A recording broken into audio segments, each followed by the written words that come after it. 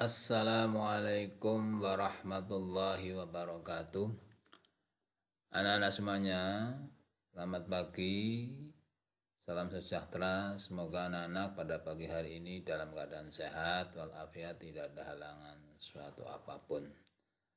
Baiklah, pada pagi hari ini Pak Guru akan menyampaikan materi bab 5 berkaitan dengan selamat datang wahai nabiku kekasih Allah Subhanahu wa taala dalam pertemuan pertama. Sebelum anak-anak melanjutkan pembelajaran, bahwa materi ini Pak Guru susun sendiri untuk materi kelas 7 semester Gasal untuk SMP 1 Kemangkon. Sebelum belajar dimulai, marilah kita bersama-sama berdoa kepada Allah semoga dalam pembelajaran bisa berjalan yang lancar dan anak-anak bisa mendapatkan ilmu dan nantinya bisa menjadi anak yang soleh yang berguna bagi nusa dan bangsa. Amin. Marilah anak-anak ikuti doa yang sudah ada di layar telepon Anda. Baik, anak-anak ikuti.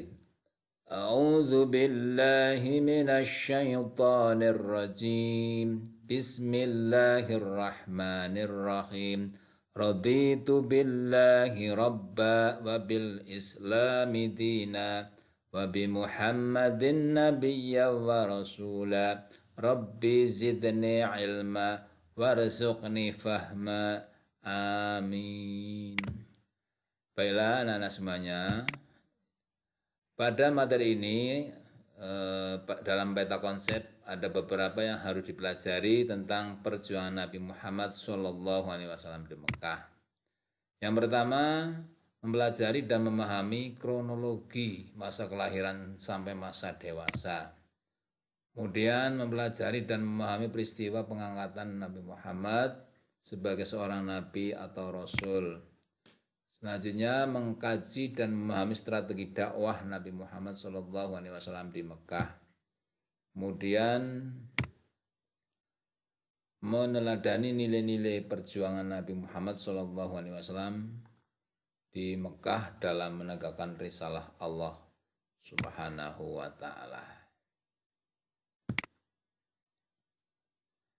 Sejarah Nabi Muhammad SAW. Kelahiran sang kekasih. Nabi Muhammad SAW adalah putra dari Abdullah bin Abdul Muttalib. Ibunya bernama Aminah binti Wahab. Nabi Muhammad SAW lahir pada hari Senin 12 Rabiul Awal tahun Gajah atau 20 April 571 Masehi. Dinamakan tahun Gajah karena ketika Nabi Muhammad SAW dilahirkan di kota Mekah diserbu oleh Raja Abraha dan tentaranya dari negeri Habsyah atau Yaman dengan menunggangi gajah yang hendak menghancurkan Ka'bah. Tetapi atas pertolongan Allah Subhanahu wa taala dengan mengutus burung ababil dengan membawa batu sijil yang diambil di neraka yang amat panas, semua tentara bergajah binasa dan Ka'bah sebagai bangunan suci selamat dari serangan tentara bergajah.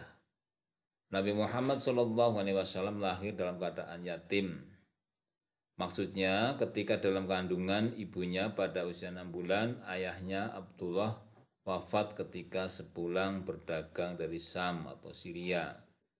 Di kota Yasrib atau Madinah, ia menderita sakit, kemudian wafat dan dimakamkan di kota Madinah. Selanjutnya,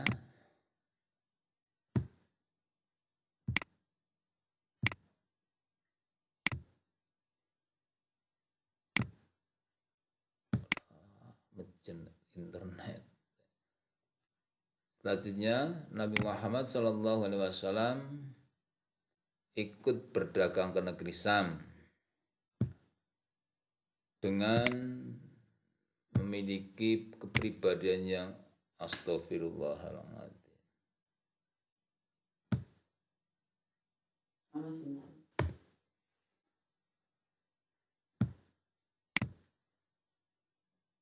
Keberhasilan usaha dagang Nabi Muhammad SAW itu disebabkan oleh pribadi Nabi yang mulia.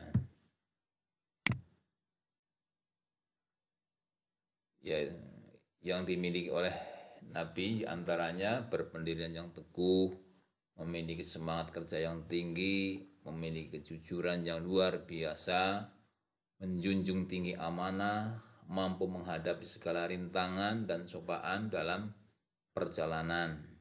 Kemudian tidak membeda-bedakan dalam melayani pembeli, memiliki sifat percaya diri, kemudian menampilkan sikap ramah tamah, sopan dan kasih sayang kepada siapa saja. Itulah pertemuan pertama berkaitan dengan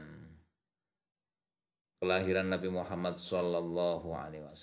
Maka dari itu, setelah anak-anak mengikuti pembelajaran, silahkan ini ada evaluasi sejauh mana kalian sudah mengikuti pembelajaran yang Pak Guru sampaikan.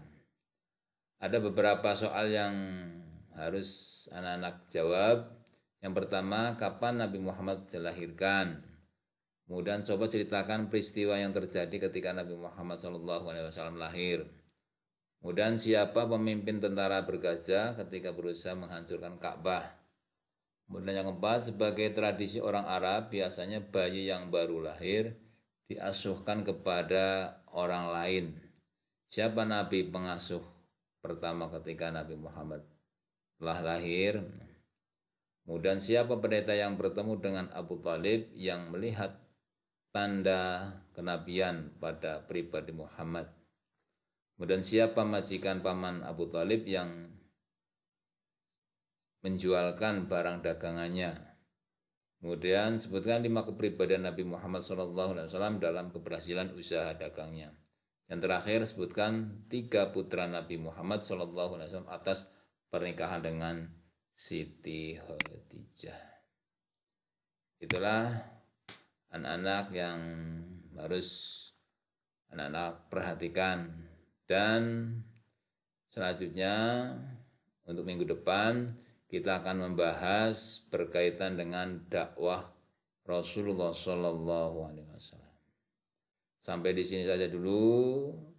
Selamat belajar, senantiasa jaga kesehatan dan jangan sampai lupa melaksanakan sholat 5 waktu. Semoga kita semuanya senantiasa mendapat ridho Allah Subhanahu wa taala. Amin. Wassalamualaikum warahmatullahi wabarakatuh.